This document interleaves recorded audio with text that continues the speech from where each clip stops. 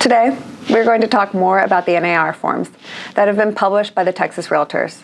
Dawn spoke about 4 forms in our last podcast, and today I want to talk about the changes to the listing agreement.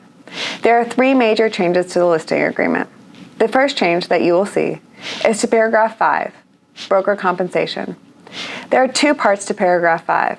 Part A of paragraph 5 contemplates compensation sharing. This is when all of the compensation is due to the listing agent, and the listing agent shares a portion of that compensation with the other broker. In paragraph 5A1, the seller will fill in the total amount of commission the seller is willing to pay. Part 2 of 5A states the amount that the listing agent will pay to the other broker if the other broker procures a buyer that purchases the property. So, as an example, you may put 6% in paragraph 5A1 and then 3% in paragraph 5A2. Now, if seller does not offer compensation to be shared with the buyer's agent, then they will fill in paragraph 5B. This paragraph is filled in with the amount that the seller is willing to pay to the listing agent only. The seller can still pay buyer's agent commission even if they don't provide for it in the listing agreement. They will either have a separate agreement between the seller and the other broker, or agree to pay the buyer's agent commission through the addendum that will be attached to the contract. The next major change in the listing agreement is deleting paragraph 8. There is no longer a distinction between MLS and non-MLS participants. All brokers are treated equally.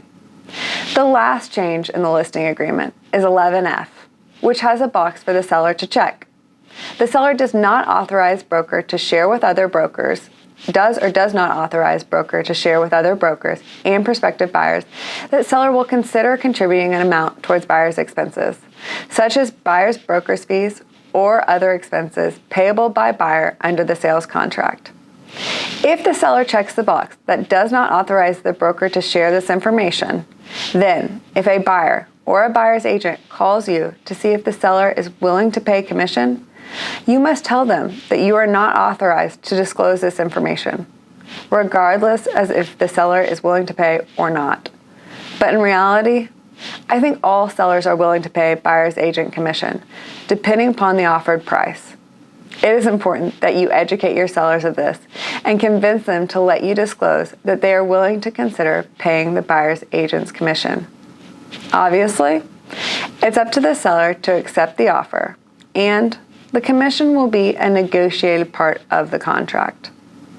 Those are the 3 major changes proposed in the listing agreement. There may continue to be changes to our forms as we get closer to the middle of August, so stay tuned in for any updates. And as always, let us be your resource for results, both here and at the closing table.